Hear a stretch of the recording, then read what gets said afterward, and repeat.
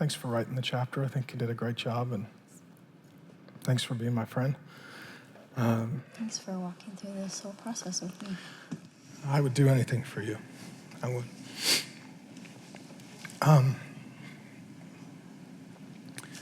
Let's start with how did it feel for you, or what concerns or apprehensions did you have once we kind of understood everything, and then you started working toward getting in a redemption group and talking with people and working that through? What was that like for you? There was a lot of fears involved. I was always a very private, quiet person, and so when God started revealing and opening my eyes to some of the things that had happened to me, it was a big deal for me to even share it with you. And so the thought of continuing to share that with people for healing was pretty frightening. And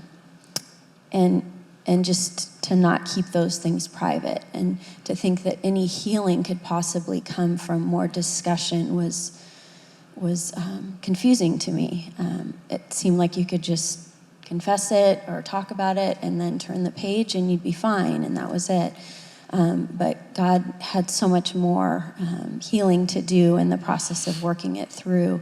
So as I was entering into a group with other women, some who I knew, some who I didn't really know, it was a super vulnerable place for me. There were many times where I wanted to quit and say, this is too hard, and the fear of rejection from people was big for me, just because of lots of relationships throughout my life. And so the thought of telling people this and then the rejection possibility that would happen.